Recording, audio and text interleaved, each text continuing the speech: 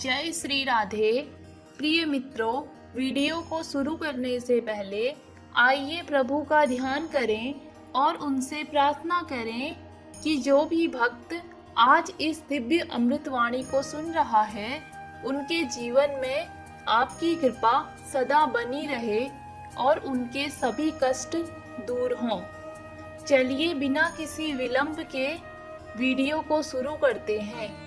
प्रिय मित्रों, आज हम जानेंगे होली का त्योहार क्यों मनाया जाता है।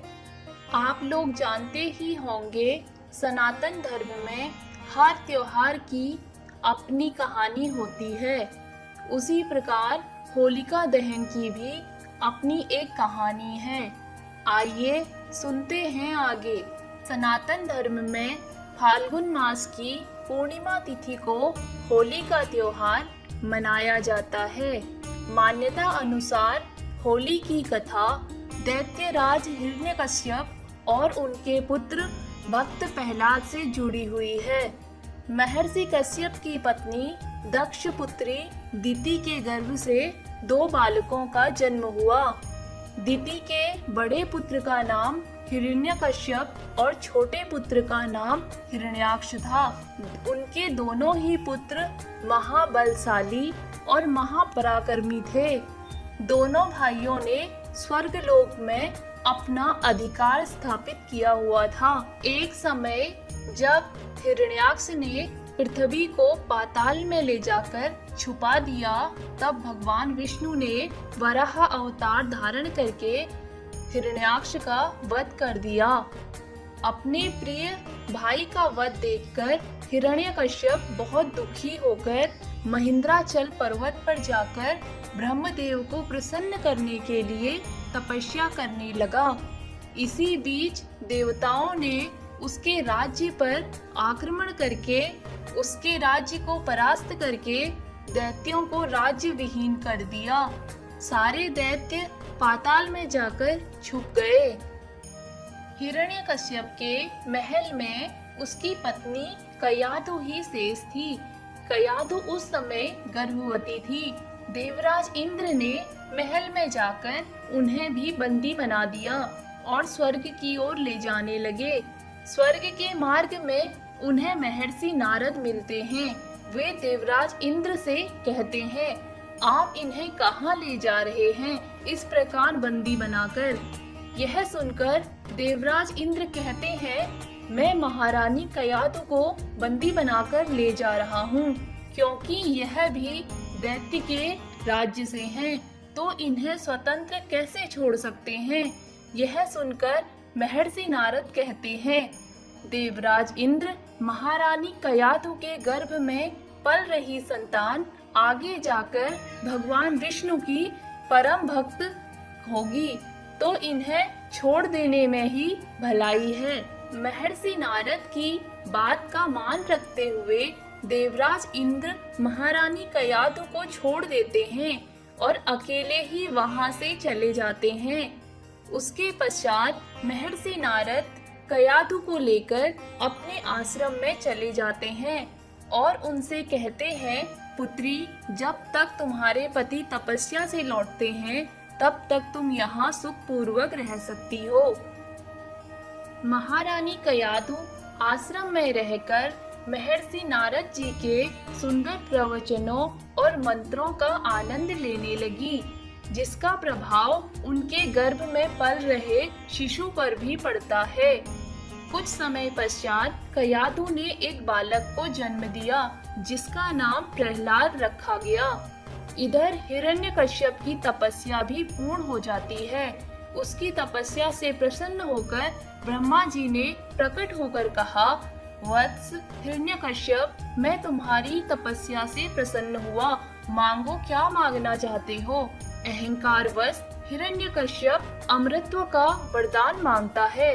वह कहता है, आप मुझे कुछ देना ही चाहते हैं तो मुझे अमर होने का वरदान दीजिए।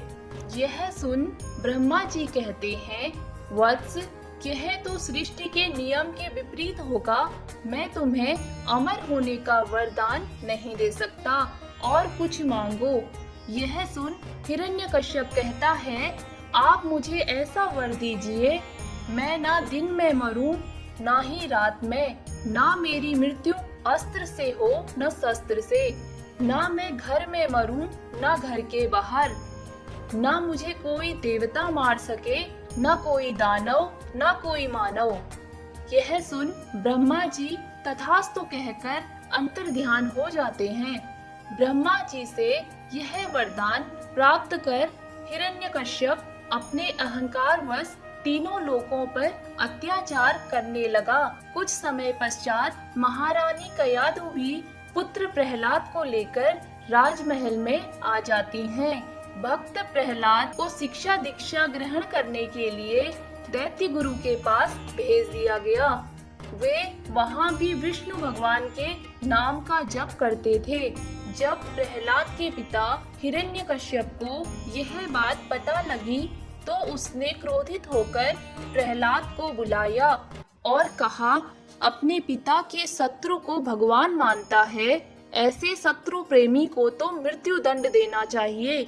इसे जीवित छोड़ दिया तो यह आगे चलकर कुल का नाश कर देगा। ऐसी सब बातों से प्रहलाद को डराने का बहुत प्रयत्न किया गया, जिससे वो भयभीत होकर विष्णु भक्ति छोड़ दे। पर भक्त प्रहलाद पर इन बातों का कोई भी प्रभाव नहीं हुआ। वे हर क्षण हरि हरि भजते रहते। यह सबसे परेशान होकर हिरण्यकश्यप ने अपने पुत्र को मारने का प्रयास किया। एक बार सैनिकों को कहा, ऊंची चोटी पर ले जाकर इस शत्रु प्रेमी को नदी में गिरा दो। लेकिन हरि की कृपा से प्रहलाद को एक खरोंच भी नहीं आई। इस तरह के बहुत से प्रयास करके और उन सब प्रयासों में असफल होने से हिरण्यकश्यप बहुत परेशान हो गया।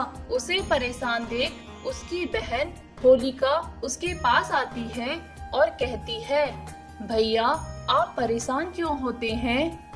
क्या आपको याद नहीं, मुझे ब्रह्मा जी ने वरदान दिया है, आग की ज्वाला मुझे जला नहीं सकती। मैं प्रहलाद को अपनी गोदी में बिठाकर जलती अग्नि में बैठ जाऊंगी। वरदान का प्रभाव सिर्फ मेरे लिए होगा, मुझे कुछ नहीं होगा और वह शत्रु प्रेमी प्रहलाद आग की चिता में जलकर नष्ट हो जाएगा और आपकी सारी परेशानी खत्म हो जाएगी। यह सुन हिरण्यकश्यप प्रसन्न होकर कहता है, अति उत्तम होलिका बहन।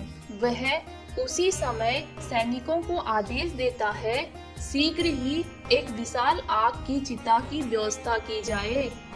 अपने राजा की आज्ञा का पालन करके सैनिक एक बड़े से खाली मैदान में बड़ी सी आग की चिता की व्यवस्था कर देते हैं।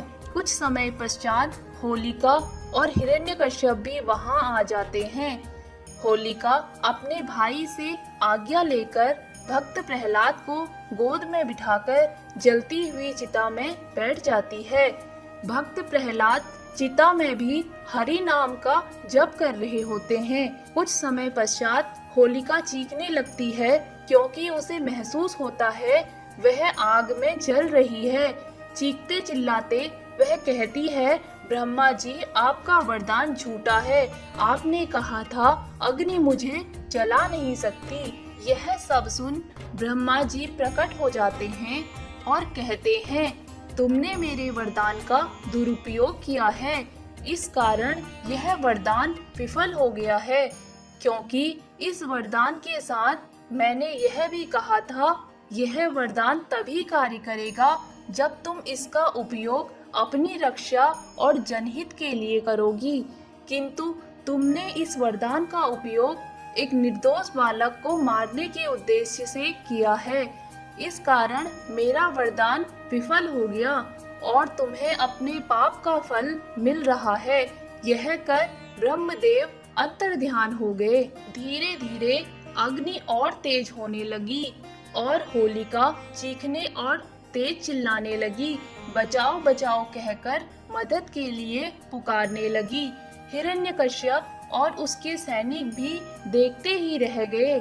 आग इतनी तेज थी कि कोई भी उसे बचा न सका। देखते ही देखते वह आग में भस्म हो गई। वहीं दूसरी ओर भक्त प्रहलाद हरि नाम का जप करते हुए सुरक्षित बैठे हुए थे। उन्हें श्री हरि की कृपा से अग्नि स्पर्श भी नहीं कर पाई और वे सकुशल चिता से बाहर आ गए। तभी इस दिन को होलिका दहन के नाम से मनाया जाता है और अगले दिन रंगों की होली खेली जाती है। इस कथा में आगे चलकर हिरण्यकश्यप से प्रहलाद की रक्षा करने के लिए श्री हरि नरसिंह अवतार लेकर हिरण्यकश्यप का वध कर देते हैं और भक्त प्रहलाद को राजगद्दी पे बिठा देते हैं। यह त्योहार बुराई पर अच्छाई की जीत और अधर्म पर धर्म की विजय का प्रतीक मानकर हर साल बड़े धूमधाम से मनाया जाता है।